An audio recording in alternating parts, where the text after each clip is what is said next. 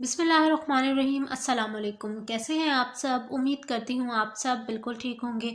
आज की वीडियो हमारे unit number 7 electricity and magnetism पर है और ये है जी क्लास 5 की amazing science book.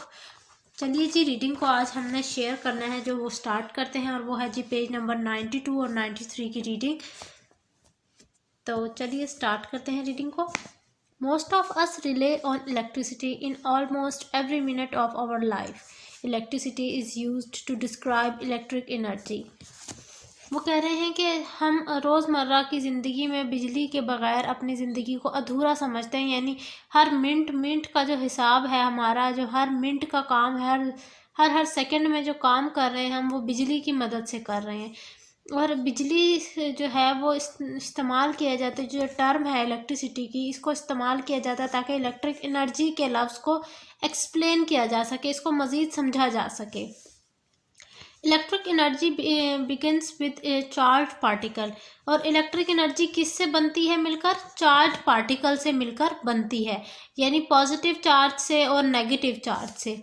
Electric energy is the basic property of matter. All matter is made up of tiny building blocks called atoms. Atoms are composed of smaller particles called proton, neutrons and electrons. वो कह रहे हैं electric energy है ना, वो मादे की एक basically एक प्रॉपर्टी है। और मादा किन चीज़ों से मिलकर बना है? छोटे छोटे ज़रात से, जिनको हम एटम कहा कहते हैं। इंग्लिश ज़बान में हम उसको आइटम कहेंगे या एटम जिसको कहते हैं। दो तरह की प्रोनाउंसिएशन है इसकी।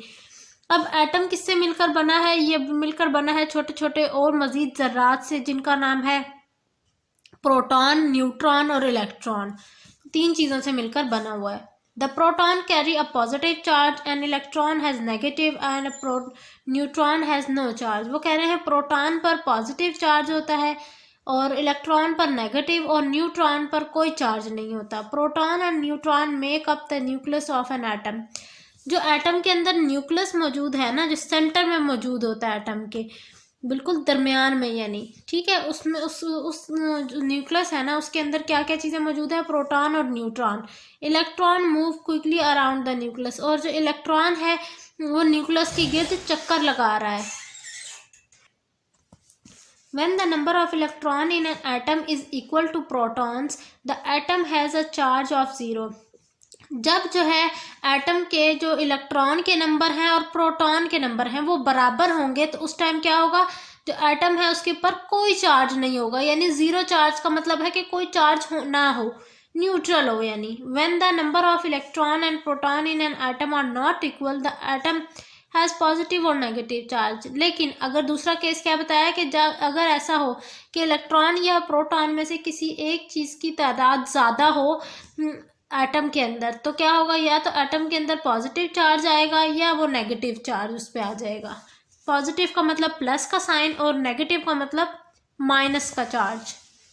अब हम पढ़ते हैं अगला टॉपिक, जो है जी static charge. Most of the time material और ऑब्जेक्ट्स आर इलेक्ट्रिकली न्यूट्रल। बहुत दफ़ा ऐसा होता है कि चीज़ें जो होती हैं, जो इलेक्ट्रिकली न्यूट्रल का मतलब होता है जिन पर कोई चार्ज उस टाइम ना मौजूद हो, यानी ना पॉजिटिव हो ना ज़ीरो हो। इलेक्ट्रिकली न्यूट्रल का मतलब ये मतलब है, ये इस लफ्ज़ का ये मतलब है बेसिकली। ठीक है, काफ़ी दफ़ा ऐसा होता है कि हमारे जो इर्द गिर्द ऑब्जेक्ट मौजूद होते हैं वो इलेक्ट्रिकली न्यूट्रल होते हैं। If a neutral object gain electron, the object will have more negative charge than positive charge. This excess of negative charge causes the object to be negatively charged. अच्छा, अब वो कह रहे हैं कि बाज़ दफ़ा ऐसा होता है कि जो न्यूट्रल ऑब्जेक्ट्स होते हैं, यानी जिन पर कोई चार्ज नहीं होता, वो किसी से इलेक्ट्रॉन ले लेते हैं। ठीक है, जब वो इलेक्ट्रॉन ले लेते हैं तो क्या होता है? उनके पास नेगेटिव चार्ज ज़्यादा हो जाते हैं और पॉजिटिव चार्ज कम हो जाते हैं, जिसके रिजल्ट में क्या होता है कि जो नेगेटिव चार्ज है ना वो उस ऑब्जेक्ट में ज़्यादा हो जाते हैं, क्वांटिटी में ज़्यादा होते हैं, तो फिर वो पूरा ऑब्जेक्ट जो है वो नेगेटिवली चार्ज हो जाता है। इसी तरह अगर कोई ऑब्जेक्ट, ये सेकंड पॉइंट में क्या लिखा हुआ है कि अगर कोई न्यूट्रल ऑब्जेक्ट इलेक्ट्रॉन लूज करता है, यानी इलेक्ट्रॉन किसी और को दे देता है अपना, तो उससे क्या होगा कि उसमें जो पॉजिटिव चार्ज हैं वो ज़्यादा हो जाएंगे और नेगेटिव चार्ज कम हो जाएंगे। और एज अ रिजल्ट क्या होगा? जो ये न्यूट्रल ऑब्जेक्ट है ना वो पॉजिटिवली चार्ज हो जाएगा। अब थर्ड पॉइंट देख लें, जिसमें कह रहे हैं the object excess of negative और positive charge is known as electric charge, static charge.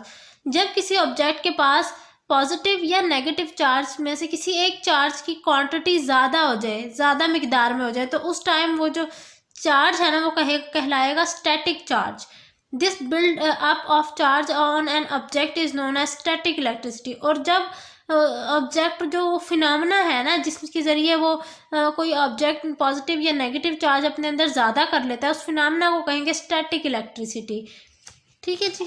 अब हम नेक्स्ट पढ़ लेते हैं चार्ज की बताया के मुतालिक कुछ बताया हुआ है यहाँ पर। These are two types of electrical charges, positive और negative. Repel each other if they are same kind of charge और attract each other if they are opposite charge. अब वो कह रहे हैं कि अगर इलेक्ट्रिकल जो चार्जेस हैं अगर एक तरफ एक ही जगह पर दो पॉजिटिव चार्ज हैं तो वो एक दूसरे को रिपेल करेंगे। रिपेल का मतलब होता है एक दूसरे से दूर चले जाना।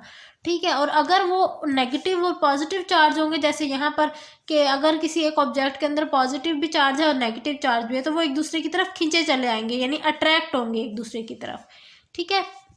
Rubbing material together produces static electricity because it give materials and electric charge. जब हम किसी चीज़ को ऐसे रब करते हैं ना, जैसे यहाँ पर मैं हाथों को दोनों उंगलियों को रब कर रही हूँ इस तरह, तो इससे क्या होगा, स्टैटिक इलेक्ट्रिसिटी प्रोड्यूस होगी। तो स्टैटिक इलेक्ट्रिसिटी की वजह से उस मटीरियल के अंदर या उस चीज़ के अंदर इलेक्ट्रिक चार्ज प्रोड्यूस हो जाएंगे।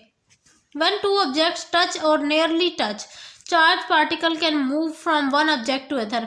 अगर कोई एक ऑब्जेक्ट है, जैसे ये फिंगर है, समझ लें ये दो फिंगर्स अलग अलग ऑब्जेक्ट हैं, अगर ये दोनों एक दूसरे के इस तरह से करीब आ गई हैं तो इससे क्या हुआ कि एज अ रिजल्ट क्या बना कि जो चार्ज पार्टिकल है इस उंगली के वो इस उंगली में भी आना शुरू हो गए, दोनों आपस में एक दूसरे के चार्ज एक्सचेंज होने लग गए। Negative charge move from object to object more easily than positive charge. अगर कोई किसी ऑब्जेक्ट के ऊपर नेगेटिव चार्ज ज़्यादा होंगे तो वो इजीली मूव हो सकते हैं इंस्टेड ऑफ पॉजिटिव चार्ज के। यहाँ एक एग्जांपल दी हुई है जिसमें इन्होंने इस वुड के साथ जो है इस बैलून को रब कर दिया है, रबिंग का प्रोसेस दिखाया हुआ है। ये देखिए, negative charge from the hair to the balloon. जब अगर आप बैलून को अपने बालों के साथ रब करते हैं ना, तो जो बैलून है उसमें भी चार्जेस आ जाते हैं, नेगेटिव चार्ज आ जाते हैं आपके बालों में से। इसी तरह जब बैलून के पास नेगेटिव चार्ज ज़्यादा हो जाते हैं, फिर उसमें क्या होता है कि नेगेटिव चार्ज ज़्यादा होंगे और पॉजिटिव चार्ज कम होंगे। तो एज अ रिजल्ट क्या होता है, जो बैलून है वो नेगेटिवली चार्ज हो जाता है। इसी तरह अगर हम इस किसी वुडन स्टिक के वॉल के ऊपर इस बैलून को रब करते हैं तो इससे क्या होगा कि इसके अंदर पॉजिटिव चार्ज ज़्यादा हो जाएंगे, तो यानी ये जो बैलून है ये पॉजिटिवली चार्ज हो जाएगा। ठीक है जी। ये थी मेरी आज की वीडियो जिसमें मैंने आपके साथ पेज नंबर 92 और 93 की जो रीडिंग है वो एक्सप्लेन करके आपको समझा दी है। आई होप मेरी वीडियो आपको अच्छी लगी होगी। वीडियो अच्छी लगी हो तो लाइक कीजिएगा, चैनल को सब्सक्राइब कीजिएगा। मिलती हूँ नेक्स्ट वीडियो में, तब तक के लिए अल्लाह हाफिज़।